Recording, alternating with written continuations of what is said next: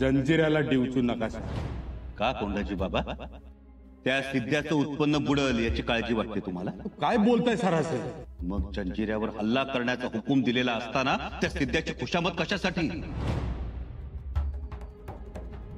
कोंडाजी बाबा, तुमची उमेद कधी ना कधी शेळपट होणार याची कल्पना होतीच आम्हाला.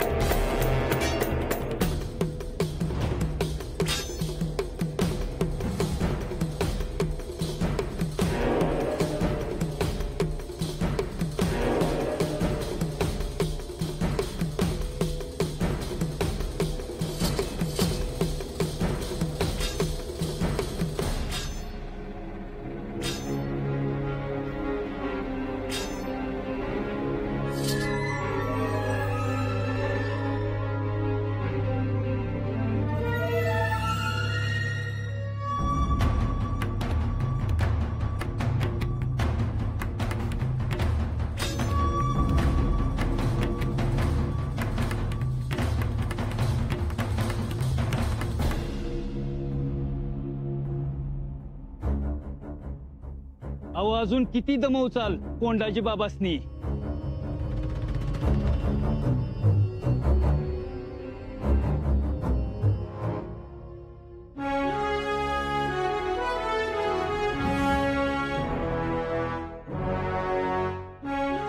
राज,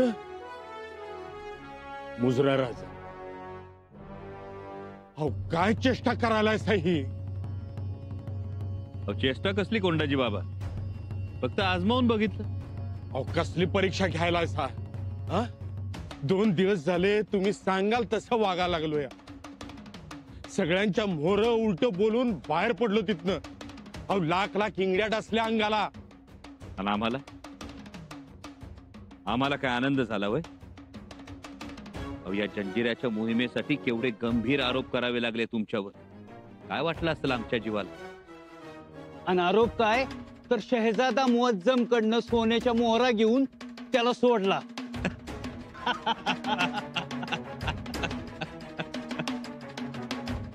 आम्हाला काय ठाऊक नाही का बैरजी काका? सोन्याच्या मोहरा तर सोडाच, पण सोन्याची खान जरी कोंडाजी बाबांसमोर ठेवली तरी कोंडाजी बाबा कशालाही भुलणार नाही. कधी कधी कात्रजचा घाट शत्रूलाच नाही तर आपल्या माणसांना सुद्धा दाखवावा लागतो, तरच गोष्टी साधतात. अगदी बरोबर बोललात राज. आतापर्यंत तुम्ही सांगाल तसं वागलो. आता पुढं काय करायचंय ते सांगा. पुढं जंजिरा आणि जंजिऱ्यावर फडकणारा स्वराज्याचा भगवा. काय कोंडाजी बाबा, कोणत्याही परिस्थितीत जंजिरा स्वराज्यात आणायचा.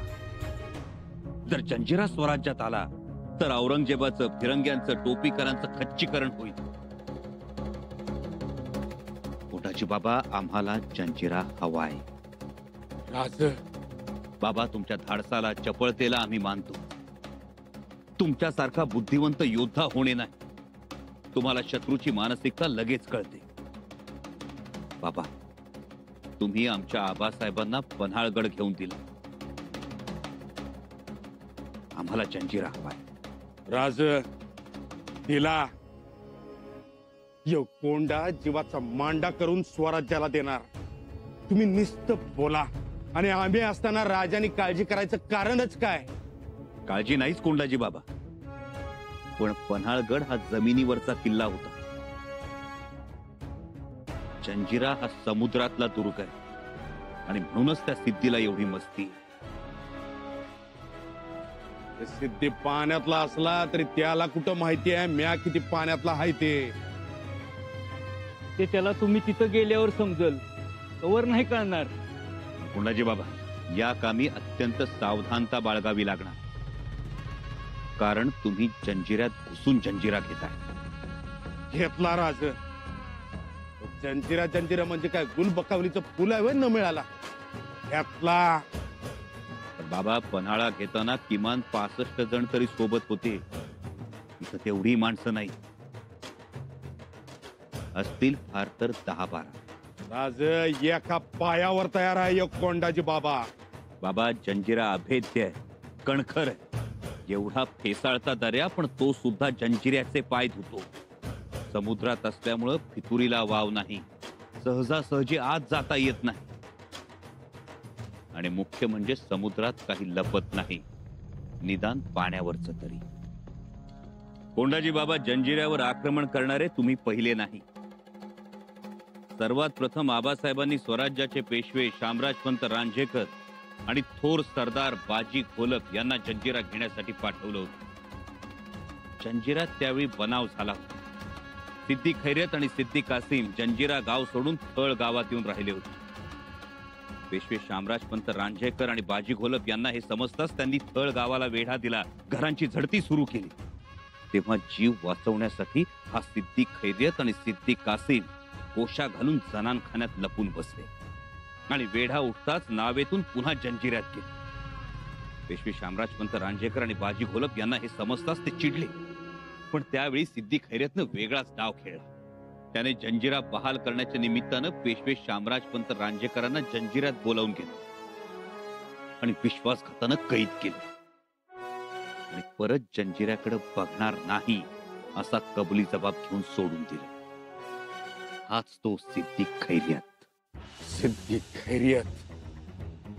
त्यानंतर आबासाहेबांनी निळोपंत रघुनाथ मुजुमदार, दौलत खान दर्यासारंग आणि मायाजी भाटकर यांच्या मार्फत जंजिरा घेण्याचा प्रयत्न केला, पण तेव्हाही अपयश आलं. मग आबासाहेबांनी मिर्झा राजांशी झालेल्या तहाच्या वेळी तहाच जंजिरा मागण्याचा प्रयत्न केला, पण हा प्रयत्न खुद्द औरंगजेबानं हाणून पाडला. मग लाय पाटलांनी प्रयत्न केला.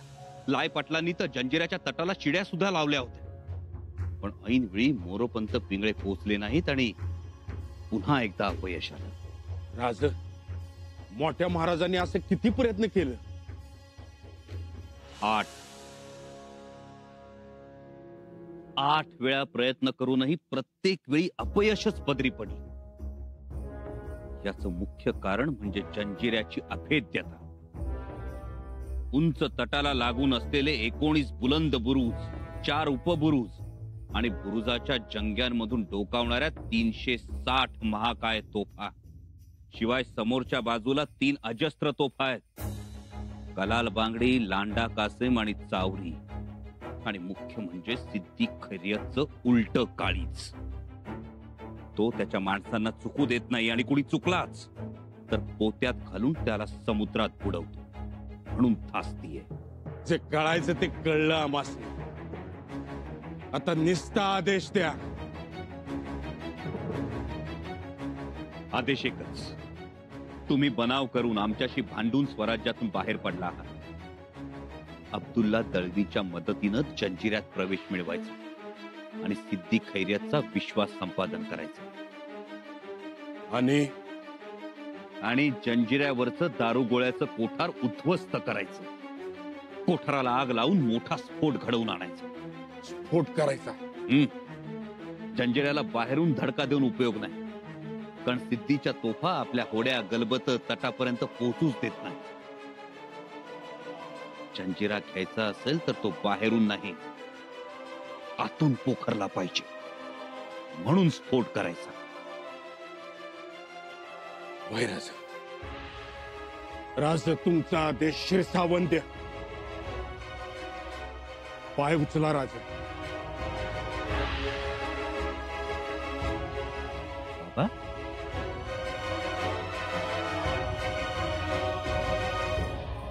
राज, तुमच्या पायाखालची माती आमच्यासाठी सर्वस्व आहे. या मातीची शपथ घेऊन सांगतो, जंजिरा घेतला तरच यो कोंडाजी बाबा त्वाण दाखवायला छत्रपतींकडे येईल.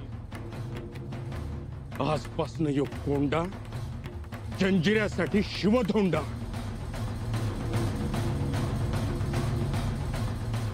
हर हर महादेव.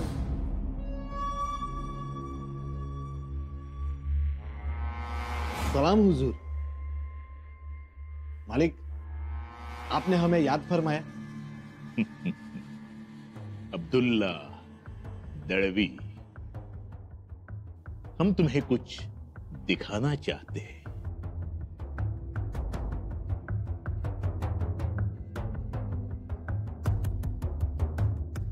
मुझे क्या मतलब,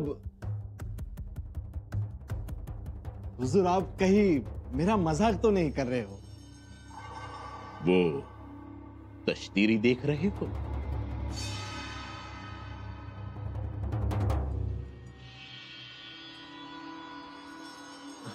हाँ हाँ हुजूर। वो कपड़ा हटा, तुम्हें कुछ नजर आए। हाँ हुजूर।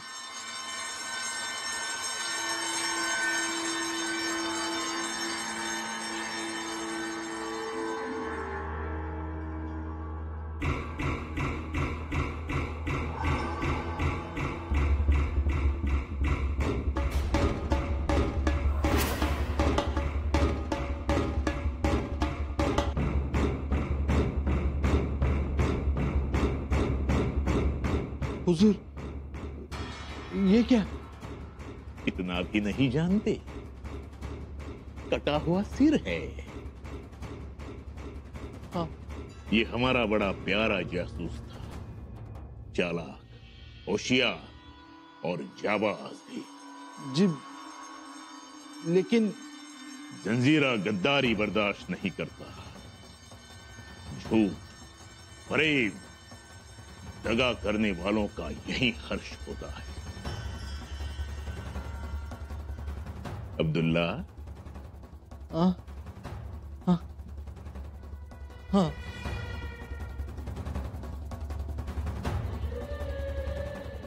हाँ हाँ हुजूर। लेकिन मालिक ये सब मुझे क्यों?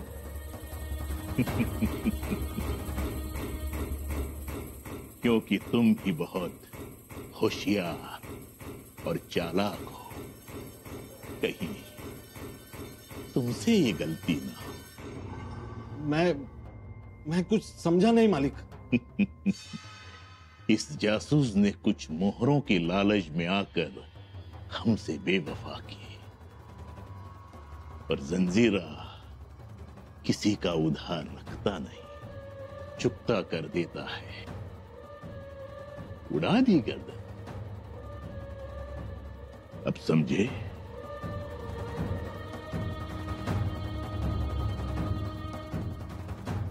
जी मालिक। जंजीरे में रहम, माफी, दया ऐसे अल्फाज अंदर आ नहीं सकते।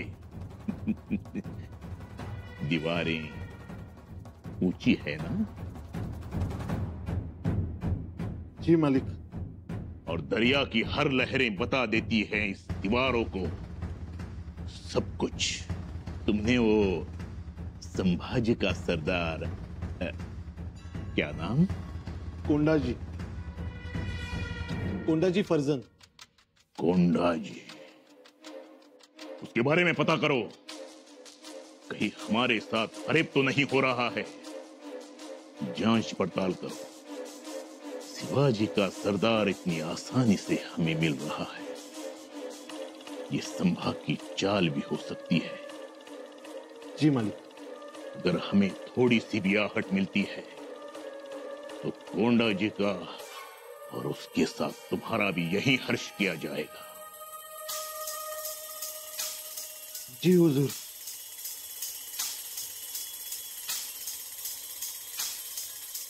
ध्यान रहे, जंजीरा उधार रखता नहीं।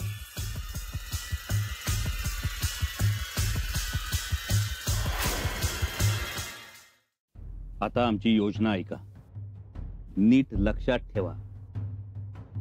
ठरलेल्या मुहूर्त घटकेत कुठलाही बदल होता कामा नये. जी राजा. कोंडाजी बाबा, आपल्या या मोहिमेत इशारा प्रति इशाऱ्यास अलोट महत्व. महाराजांची गुप्त संदेश यंत्रणा अंमलात आणा, म्हणजे न बोलता निरोप देता घेता येतील. वय राजा. कोंडाजी बाबा, या मोहिमेत थोडी जरी गफलत झाली तरी ती अनेकांच्या जीवावर बेतेल. त्यामुळे अत्यंत सावध असणं गरजेचं. त्या अब्दुल्ला दळवीच्या मदतीनं जेव्हा तुम्ही जंजिऱ्यात जाल तेव्हा आम्ही स्वतः निरोप्याच्या वेशात किनारपट्टीवर हजर असूच, पण त्याचबरोबर आणखी एक मातब्बर दर्याच्या रेतीत पाय रोवून तुमच्या दिमतीला उभा असेल.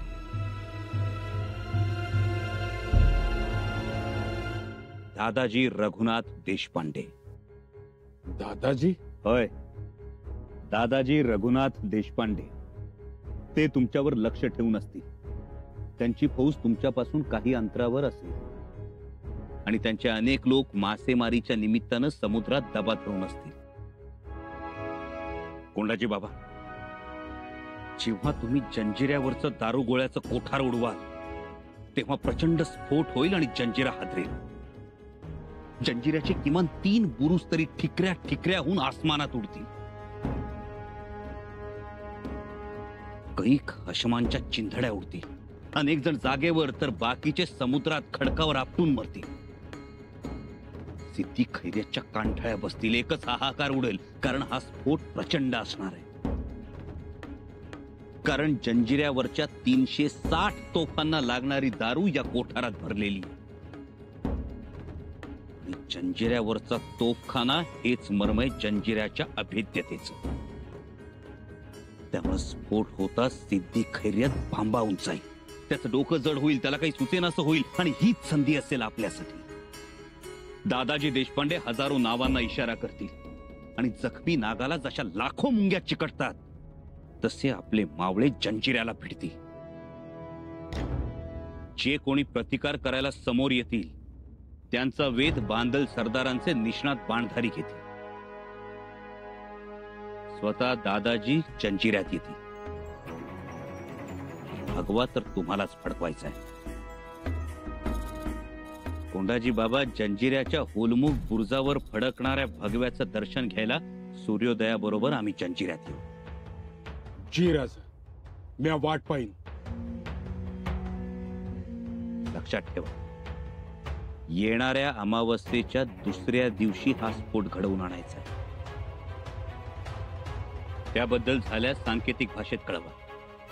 आणि कोंडाजी बाबा, तिथं काय हुलस्वार असतील, त्यातला एक हुलस्वार माझा आहे. तंबाखूची पत्ती आणि पानं विकणारा जाफरानी पत्ती आपल्या निपाणीकडच्या भागातली आहे. त्यामुळं तिथं त्याचं चांगलं बस्तान बसलंय. ऐनवेळी तुम्हाला कसला जरी निरोप द्यायचा असेल तर तंबाखू खायच्या निमित्तानं त्याच्याकडे या आणि त्याला निरोप द्या. जे नाही.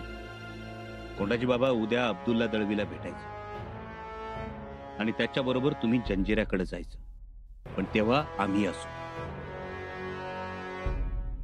राज, तुम्ही? कोंडाजी बाबा, स्वराज्याचा मावळा एवढ्या मोठ्या मोहिमेवर निघणार त्याआधी आम्हाला त्या अब्दुल्ला दळवीला भेटायचंय. त्याला बघायचंय, पारखायचंय. त्या अब्दुल्ला दळवीत थोडी जरी खोट आढळली ना तर मात्र आम्ही तुम्हाला जंजिऱ्यात जाऊ देणार नाही. राज, भेटू उद्या. उद्या वाट बघतो तुमची. ठीक, उद्या आम्ही येतो. सांगितलेलं सगळं नीट ध्यानात ठेवा. वय राजा. कोंडाजी बाबा,